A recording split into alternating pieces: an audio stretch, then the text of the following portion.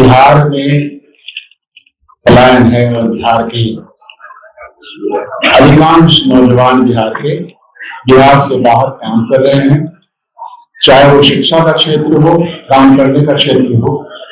कोई ऐसा जिला नहीं है जहां से 1-2 लाख से कम लोग बाहर काम नहीं कर रहे। ये समस्या विकराल रूप ले रही है।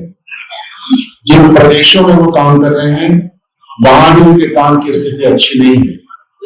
और जब भी कोई राज्य अपने लोगों को रोजगार नौकरी नहीं देता, अपने लोगों के शिक्षा की व्यवस्था नहीं कर पाता, अपने लोगों के स्वास्थ्य की व्यवस्था नहीं कर पाता, अपने यहाँ इंडस्ट्रियल डेवलपमेंट नहीं कर पाता, तो पलायन की समस्या होती है। आज बिहार में किसी दूसरे राज्य के लोग काम करते हुए नजर नहीं आते, लेकिन बिहार का प्रवासी दूसरे तमाम राज्यों में काम करता हुआ नजर आता है। ये इसलिए नजर आता है कि ये एक बहुत बड़ा फेल्यूर है।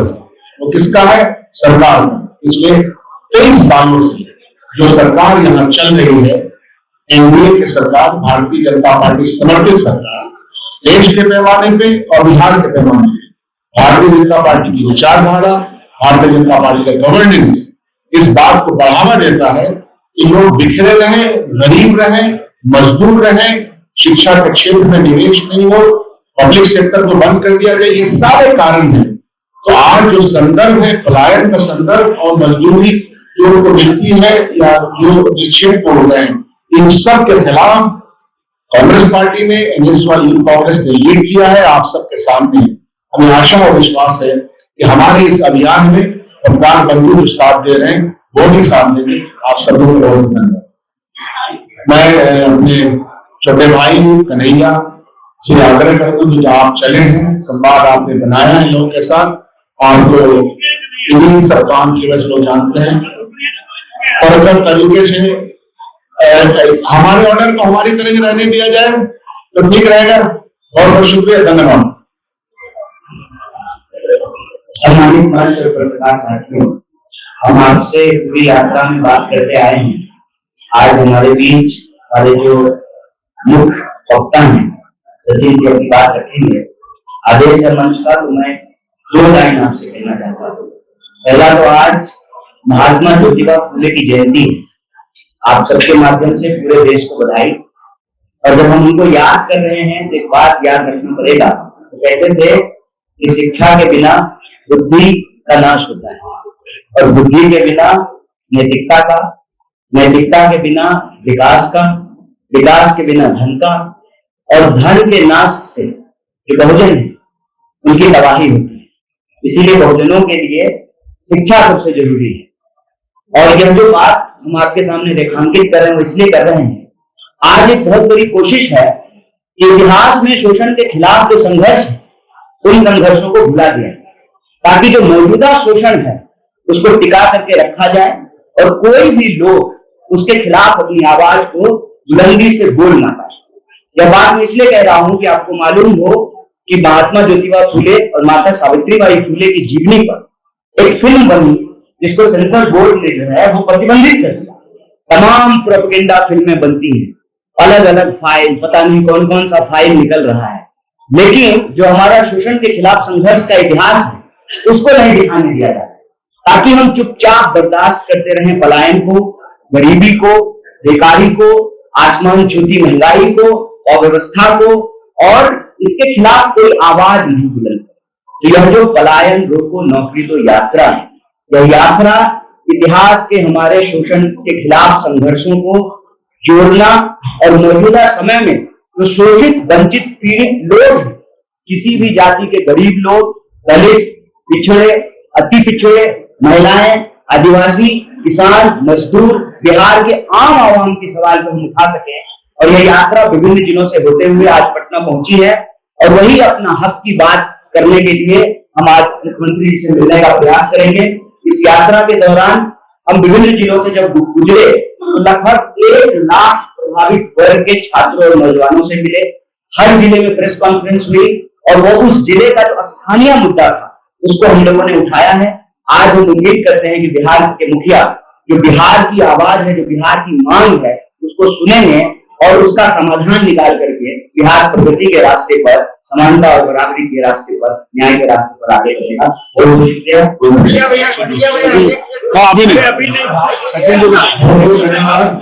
आज बैठे हमारे पहलवान जो मुख्य तौर पर इस कार्यक्रम में आए, जो चुनावी टूर्नामेंट में बैठे हमारे नेतागण, देखिए हमारी यात्रा 16 मार्च 1951 से शुरू होकर गांधी आश्रम से आज पटना पहुंच गई है। तो इस यात्रा के दौरान लाखों छात्रों के, युवाओं से हमारे तमाम मुख्य अध्यक्ष हमारे भाई गणेश कुमार जी, जो तमाम लोग हमारे के अध्यक्ष, तमाम लोगों ने छात्र छात्राओं से बात करी, युवाओं से बात करी। तो एक चीज तो है वो ये बात करने को लेकर कि बीजेपी और जेडीयू सरकार धर्म की नौकरी नहीं देना चाहती, हमें सिर्फ धर्म की नौकरी देना चाहती। जिस तरीके से बिहार का युवा छात्र प्लान करने को मजबूर है, छात्रों से बात करा कि किस तरीके से डिग्री और ग्रेजुएशन 5-6 साल लग जाते हैं करने के लिए। पूरा मेडिकल ईयर बोर्ड स्तर है, पेपर एक एपिक सेंटर बनता जा रहा है बिहार का। तो छात्रों की हालत आप देख सकते हैं, इस तरीके से छात्र प्लान करने को मजबूर है पूरे बिहार का। तो बिहार का देश में अहम रोल है। आप देश में देखेंगे 15 अगर छोटे डॉक्टर होंगे तो 7 से 8 बिहार से अस्पताल होते हैं।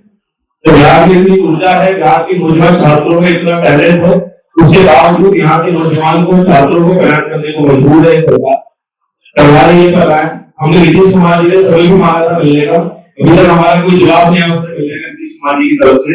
तो ये भी एहसास होता है कि छात्र और नौजवान उनके लिए कितना महत्व रखते हैं। तो ये यात्रा आज हमारी पटना में है, इसके बाद ये बात पे भी जाएंगे, बात करना चाहेंगे मुख्यमंत्री जी से। और इसके बाद खास तौर पर जो वो छात्र जो अभी तक सीट के कारण, आने के कारण 1.5 लाख रुपये पेंडिंग थी, वो छात्र भी हमारे साथ चले, उनका दर्द समझा हम लोगों ने। बिहार से बड़ा छात्रों का समूह था जो देश की फौज में जाता था, देश की फौज में जाने का सपना तोड़ा। तो ये सब देखते हुए, तमाशा देखते रहे यहाँ की प्रदेश की सरकार को, बीजेपी सरकार के साथ गई। तो मैं ये कहना चाहूंगा कि जिस तरीके से युवाओं को, छात्रों को दरकिनार कर दिए सरकार, हमें उम्मीद है और छात्रों नौजवानों ने हमसे संकल्प किया। वो संकल्प क्या था? बिहार के नौजवान छात्रों ने संकल्प किया, तमाम हमारे जो छात्र संगठन है उस यात्रा में करने के बाद उन्होंने संकल्प किया कि खास तौर पर जो बैकवर्ड है, ओबीसी है, एबीसी है, माइनॉरिटी, आदिवासी छात्र है, उनके ऊपर एक सरकार डबल आक्रमण कर रही है। तो व्हाइट टी शर्ट पहनकर एक कार्यक्रम भी शुरू हुआ है कि जिसको लगता है कि देश संविधान से चलना चाहिए, जिसको लगता है कि देश में वोटर की राजनीति होनी चाहिए, जिसको लगता है देश में आदिवासी, माइनॉरिटी, दलित, एससी, ओबीसी के छात्रों को न्याय मिलना चाहिए, व्हाइट टी शर्ट पहने, तमाम पूरे देश में के बाद मैं आगे वक्ताओं से बोलूंगा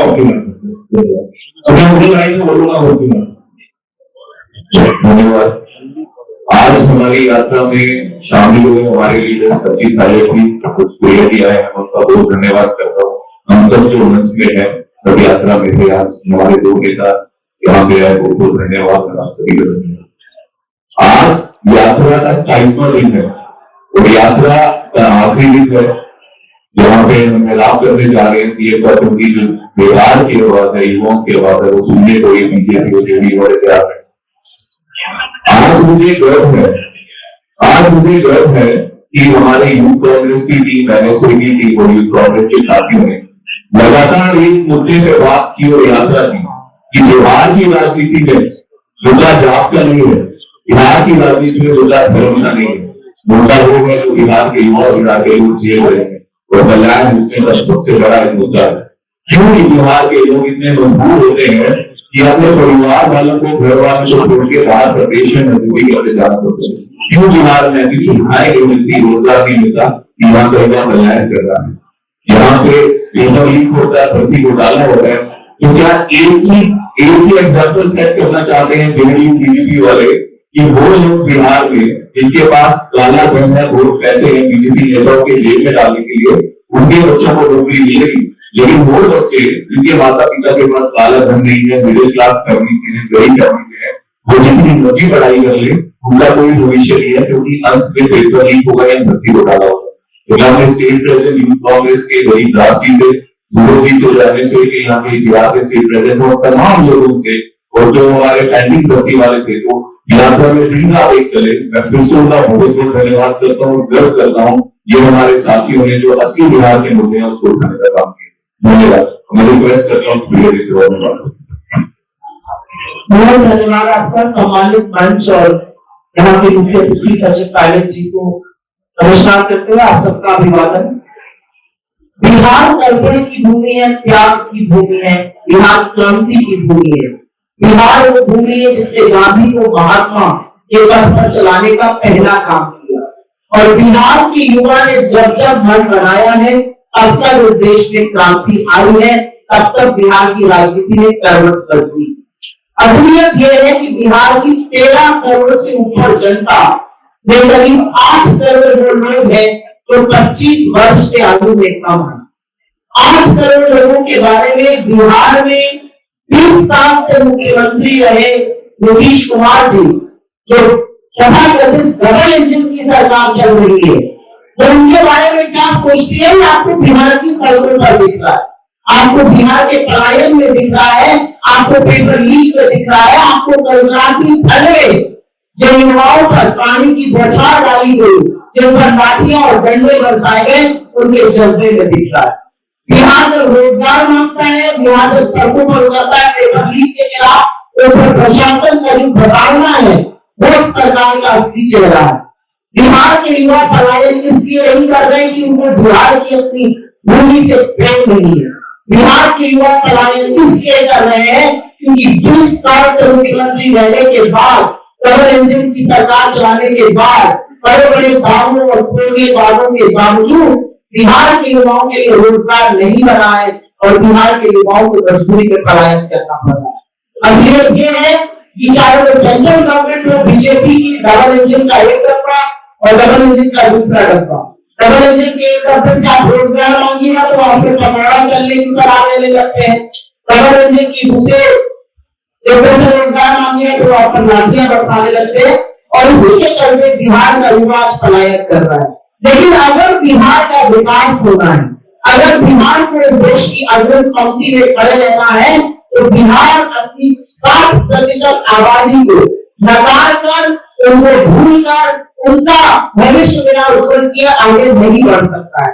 और इसीलिए जो कांग्रेस की यात्रा थी, जो NSUI और युवा कांग्रेस ने मिलकर यात्रा करी, जिस पर कन्हैया कुमार जी चले, जिसका पूरा सहयोग कांग्रेस पार्टी ने यहाँ पर हमारे अध्यक्ष जी, हमारे CLP, हमारे जुझारू दोनों नेता युवा और NSUI के नेताओं ने दिया, ये बहुत कारगर साबित होगी क्योंकि इस यात्रा ने पूरे देश में एक बड़ा संदेश दिया है कि बिहार का युवा परिवर्तन चाहता है, बिहार का युवा रोजगार चाहता है, बिहार का युवा खोखले वादे नहीं चाहता, बिहार का युवा अपने DNA पर सवाल नहीं चाहता, उसको अपना उज्जवल भविष्य चाहिए और उसको रोजगार चाहिए। और हमारी यही कोशिश है एक ऐसी सरकार बने, ऐसा सत्ता परिवर्तन हो जो बिहार के युवाओं के बारे में, उनके हक के बारे में, उनके हुकूक के बारे में, उनके उज्जवल भविष्य के बारे में बात करें। बिहार में ऐसे तमाम संसाधन जिसके चलते बहुत रोजगार बढ़ सकता है, पर सरकार की प्राथमिकता क्या है आज उस पर सवाल उठ खड़ा हुआ है। पलायन रोको और नौकरी को यात्रा बिहार की राजनीति में और आने वाले भविष्य में एक मील का पत्थर साबित होने जा रही है। उसी के साथ मैं अपनी बात खत्म करती हूँ और सचिन जी को बहुत बहुत धन्यवाद महोदय, भाई जी, वरुण जी, भाई विकास जी, साथियों आप सबका बहुत बहुत धन्यवाद। आप लोग इस प्रेस वार्ता में आए। जैसा गुलाम जी ने कहा, कन्हैया जी और सभी साथी जो कांग्रेस NSUI के एक मुद्दे को लेकर 26 दिन तक यात्रा की। उस यात्रा का उद्देश्य क्या था आप सब ने भी सुना। बिहार के नौजवानों को पलायन करने के लिए जो मजबूर किया जा रहा है उस पर रोक लगाया जाए। नौकरी और बेहतर अवसर ढूंढने के लिए ऐसा नहीं है कि लोग बाकी प्रदेशों से दिल्ली मुंबई नहीं जाते हैं या बड़े शहरों में नहीं जाते हैं, विदेश नहीं जाते हैं, लेकिन वो बेहतर अवसर तलाशने के लिए जाते हैं, उसमें किसी को आपत्ति नहीं है। लेकिन पलायन लोग किस परिस्थिति में करते हैं इस पर हमें ध्यान देना पड़ेगा। अवस्था, गरीबी, लाचारी, अविश्वास, जिन जिले, गांव, देहात में लोगों को मन में विश्वास नहीं है कि हम 2 चून की रोटी कमा सकते हैं, BA करने के बाद भी नौकरी के नाम पर छलावा मिलेगा, अधिकार के नाम पर लाठी मिलेगी, तो मजबूरन बच्चों का पेट पालने के लिए जो लोग प्रदेश छोड़कर जाते हैं, और सिविलाइजेशन नहीं कह रहे, पूरे देश में आज बिहार के लोग जाकर मजदूरी का काम करते हैं, लेबर का काम करते हैं, छोटे मोटे रोजगार ढूंढते हैं। ये परिस्थिति क्यों पैदा हुई? ये 1-2 दिन में नहीं बनी, सालों साल तक बिहार के साथ जो भेदभाव हुआ, बिहार के शासकों ने यहाँ जो नौजवानों की अनदेखी करी, जो पीढ़ियां निकल गई, और आज ये हालात बन गए हैं कि पूरे बिहार के नौजवान अपना भविष्य अंधकार में देखते हैं। और ये बहुत दुख की बात है। बिहार हिंदुस्तान के सबसे युवा राज्यों में से एक है, और बिहार के नौजवान में जो प्रतिभाएं हैं, जो अपार उम्मीद है, संभावनाएं हैं, उसको तलाशने के बजाय, उनको ढूंढने के बजाय, उनको संवारने के बजाय उनसे मुंह मोड़ा जाता है। जो लोग सत्ता में बैठे पटना में आज, माननीय मुख्यमंत्री जी कितने सालों से मुख्यमंत्री हैं, और 2024 के लोकसभा चुनाव के समय अगर आपको मोदी जी को समर्थन देना ही था, क्योंकि आपके समर्थन से सरकार बनी है दिल्ली में, नीतीश कुमार जी को अगर मोदी जी को समर्थन देना ही था, तो बिहार के नौजवानों के लिए 10-20 लाख नौकरी मांग लेते, हमें बुरा नहीं लगता। अगर समर्थन की कीमत बिहार के नौजवान का भविष्य होता, तो हम भी कहते आप जाइए, कोई बात नहीं। जो भाजपा 400 पार का नारा देकर लोगों को भ्रमित कर रही थी चुनाव प्रचार में, संविधान की मूल भावना से खिलवाड़ करने की घोषणा करती थी, मंच पर खड़े होकर जनता ने सबक सिखाया और 240 पे लाकर टिक दिया। उसके बाद नीतीश कुमार जी के समर्थन से सरकार का निर्माण हुआ। सरकार बनने के बाद शासन व्यवस्था में दिल्ली और पटना की सरकार ने नौजवानों को कितनी जगह दी है। पिछले समय में जो फर्जीवाड़ा हुआ, जो धोखाधड़ी हुई, पेपर लीक हुआ, लोगों के मन में नौजवान अगर व्यवस्था पे विश्वास नहीं करेंगे, नौकरी प्रक्रिया चयन में उनका विश्वास नहीं रहेगा, ये बहुत खतरे की बात है देश और समाज के लिए।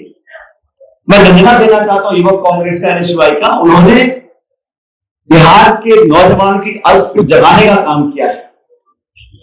बिहार के नौजवान किसी की दया नहीं मांग रहे, वो इतना चाहते हैं कि रिश्वत और पैसा देकर पेपर को आउट ना किया जाए, भेदभाव करके नौकरियों का आवंटन ना किया जाए, प्रतिस्पर्धा हो लेकिन पारदर्शी तरीके से हो। नौजवान नौकरी मांगे, सरकार को कोई चिंता नहीं, सत्ता में रहने की उम्मीद हर राजनीतिक दल को होती है, और मैं इसको बुरा नहीं मानता हूं, लेकिन जब इतने लंबे समय तक बार बार मौका लेने के बावजूद इन 20 सालों में कितने लोगों के भविष्य की चिंता करी। आज लाखों लाख नौजवान बिहार के संभावनाओं को समाप्त होते थे, अलग अलग राज्यों में जाते हैं। हम लोगों ने जवाबदेही तय करने के लिए इस यात्रा को निकाला। 26 दिन तक इस भीषण गर्मी में इस सैकड़ों नौजवान चले, और आज मुख्यमंत्री से मिलने का समय मांगा है और पूछना चाहते हैं कि जिस प्रधानमंत्री को आपने हजारों हजार DNA के सैंपल भेजे थे, बिहारी अस्मिता का आपने उनको चैलेंज किया था, वही बिहारी आज आप नौजवान नौकरी मांग रहे हैं। क्या आप दिल्ली जाकर उनसे कहेंगे कि बिहार के नौजवान को 20 लाख नौकरी दीजिए? जो PSU थे बंद कर दिए, सरकारी नौकरी में लगातार गिरावट आ रही है, उद्योग निवेश हो नहीं रहा, नए रोजगार आएंगे कहां से? अर्थव्यवस्था को दुरुस्त करने के लिए एक संकल्प चाहिए, दृढ़ संकल्प चाहिए, निश्चित दिशा चाहिए, और रोजगार उत्पन्न करना मैं समझता हूं हर सरकार की प्राथमिकता होनी चाहिए। कि बिहार के लोग बहुत समझदार हैं, बहुत लंबे समय से वो राजनीति, जाति, बिरादरी, धर्म के नारे पर अपना वोट देते आए होंगे, लेकिन आज बिहार में लोग समझ गए हैं कि कौन वोट लेने के बाद वादा खिलाफी करता है। इस यात्रा से हमने राहुल गांधी जी से प्रेरणा ली। राहुल गांधी जी, खड़गे, हमारी पूरी पार्टी, अभी 2 दिन पहले हम लोगों ने अधिवेशन किया है अहमदाबाद के अंदर, और वहां पर स्पष्ट रूप से हम लोगों ने अपने प्रस्ताव में भी अनुमोदन किया है और नौजवानों के भविष्य की चिंता कांग्रेस पार्टी के लिए एक बहुत बड़ा मुद्दा है। इसको बार बार हम लोग रेखांकित करते हैं अपनी पार्टी के अंदर और देश भर में, क्योंकि युवा का जब समय निकल जाता है, कोई बच्चा बच्ची ओवरएज हो जाते हैं, तो फिर उसको कोई भरपाई नहीं कर सकता है। और युवाओं को अगर भविष्य में रोजगार नहीं मिलेगा, नौकरियां नहीं मिलेंगी, और मैंने जैसे पहले कहा, भविष्य की संभावनाओं में नौजवानों का विश्वास अगर खत्म हो गया, व्यवस्था में, प्रणाली में, प्रक्रिया में अगर विश्वास और अपना कायम नहीं कर पाएंगे तो आगे कैसे बढ़ेंगे। बिहार के लोगों से मैं अपील करना चाहता हूं कि ऐसे लोग, ऐसे दल, ऐसी विचारधारा को अपना आशीर्वाद दे जो नौजवानों को कुछ करना चाहते, कर दिखा सकते हैं। आपके पास मौका ना हो, आप विवश हो, आप लाचार, में समझ सकता हूं, पूरी ताकत आपके पास, सरकार आपके पास, सरकार आपके दम पर चल रही है, केंद्र की सरकार, और फिर भी हम नौजवानों की देखरेख नहीं कर सकते, ये बड़े दुख की बात है। मैं तमाम नौजवानों को जो अनेकों जिलों से निकल कर आज पटना आए हैं, उन यात्रियों को धन्यवाद करना चाहता हूं कि आप एक एक जो यात्री है वो हजारों लाखों नौजवान बिहार के उनके अरमानों को लेकर चला है, और हम कांग्रेस पार्टी के लोग आज आप सबके माध्यम से आश्वासित करना चाहते हैं जनता को, प्रदेश के लोगों को, मतदाताओं को, कि हम नौजवानों को, हर जाति बिरादरी का कोई व्यक्ति हो, किसी बिरादरी, धर्म, समाज का हो, नौजवान की भविष्य को बेहतर करने के लिए हमारी पार्टी संकल्पित है। राहुल गांधी जी, प्रियंका जी, खड़गे जी, हम सब लोग कांग्रेस का दल, जितने नेता आपके सामने बैठे हैं, हमारी पहली और सबसे महत्वपूर्ण प्राथमिकता नौजवान का रोजगार होगा। लेकिन हम लोग पीछे नहीं हटेंगे, इन मांगों को लेकर सरकार पर दबाव बनाएंगे, चाहे केंद्र की सरकार हो, चाहे राज्य की सरकार हो। लेकिन जिन जिन साथियों ने यात्रा में अपना योगदान दिया, उनका धन्यवाद करना चाहता हूँ। और हम सब लोग आज, शुक्रिया जी, हम सब इस यात्रा का समर्थन करने के लिए आखिरी दिन समापन है, उदय जी और वरुण जी हमारे साथ आए हैं। यात्रा समाप्त होगी, इसके बाद प्रदेश अध्यक्ष जी और शकील भाई मिलकर आगे योजना बनाएंगे। लेकिन ये तमाम नौजवानों का जो बीड़ा हम लोगों ने उठाया है, इसको उसके अंत छोड़ तक लेकर हम लोग जाएंगे, ये कहने के लिए आज आपके बीच में हम लोग आए। बहुत बहुत धन्यवाद। वन बाय वन, हाँ पूछे। 4 lakh central post, 4 lakh central post क्या करें बोलिए।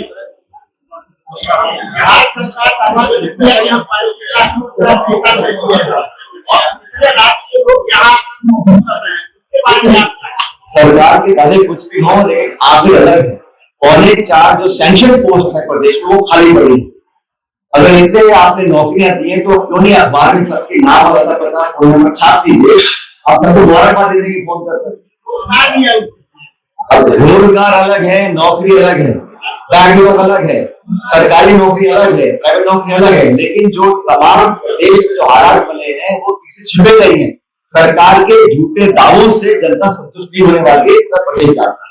एक बात क्लियर कीजिए, अगर आपकी सरकार बनती है, आप रोजगार देंगे या नौकरी देंगे? हम नौजवानों को जो बैकलॉग है उसको पूरा करेंगे। जितनी नौकरी हम लोगों ने अपने घोषणा पत्र में मांगा करेंगे उसको पूरा करेंगे। लेकिन हमारी अगर सरकार जो बनेगी, निश्चित रूप से बनेगी, सरकार बनने के बाद पहली प्राथमिकता नौजवानों को रोजगार की, नौकरी के अवसर मिले। निवेशों, उद्योग के पिछले सालों में बिहार में कितना निवेश हुआ है, कितनी सड़कें लगी, कितना उद्योग लगा है, यहाँ पर जो व्यवस्था है हम सब देख चुके हैं।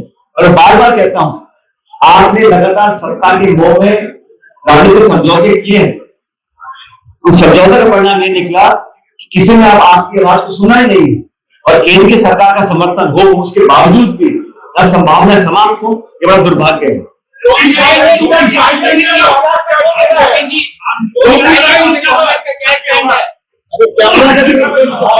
अभी तो चुनाव डिक्लेयर नहीं हुआ, जब चुनाव डिक्लेयर होगा तब चुनाव मिलेगा,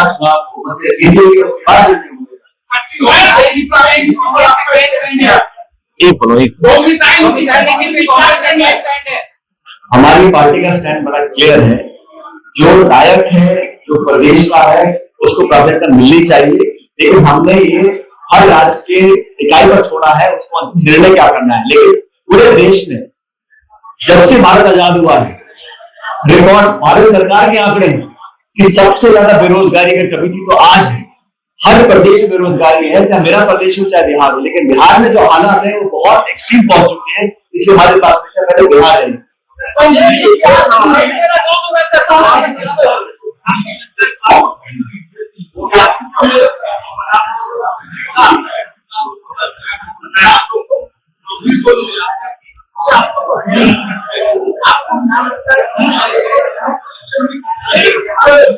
ये जो हर पॉलिटिकल पार्टी राजनीति करती है, लेकिन जहां तक हमारी बात है, हम इस मुद्दे को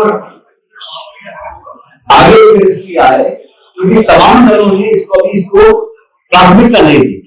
और कांग्रेस पार्टी हो, हमारा फेडरल ऑर्गेनाइजेशन यूथ कांग्रेस है, अगर हम गवर्नमेंट की बात करते हैं तो क्या गलत कर रहे हैं? अगर जनता को जागरूक कर रहे हैं कि आपके साथ धोखा पिछले कई दशकों से हो रहा है और हम लोग आपके दुख को समझ रहे हैं, आपके दुख का एहसास हमको है और हमारी आपकी सोच एक है, ये जनता तक पहुंचने का हमारा जरिया है। और मुझे लगता है कि ये पूरा ज्वलंत मुद्दा है और कांग्रेस पार्टी की बातों पर जनता का विश्वास है। राहुल जी ने जो बार बार इस बात को रेखांकित किया है कि नौजवान हमारी प्राथमिकता है, वो बिहार में भी लागू है। उसमें क्या दिक्कत क्या है?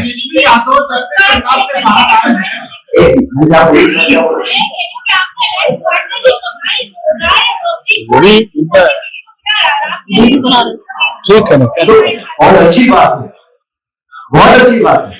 हमारा अलायंस पार्टनर है और हमारी भी सोच सबके युवाओं के लिए है, रोजगार मिलना चाहिए, उससे लेकर के सोच सकते हैं। आप कह रहे हैं कि आप चुनाव हो जाएंगे, आपको एजेंडा है, हम लोग बार बार कर चुके हैं, बोले कि मैं बता दूं।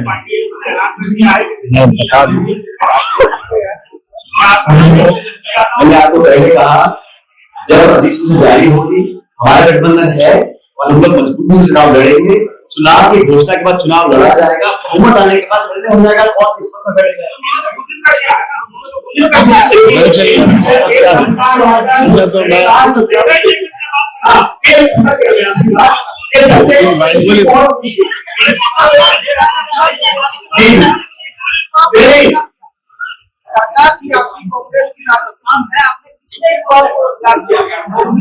हम लोगों ने उसी की सरकार राजस्थान में उसे हरा दिया और इस सरकार ने सुनिए ये सरकार में बनी है एक साल पहले, इसने सदन की पटल पर घोषणा करी कि 4 लाख रोजगार आज तक नहीं दिया।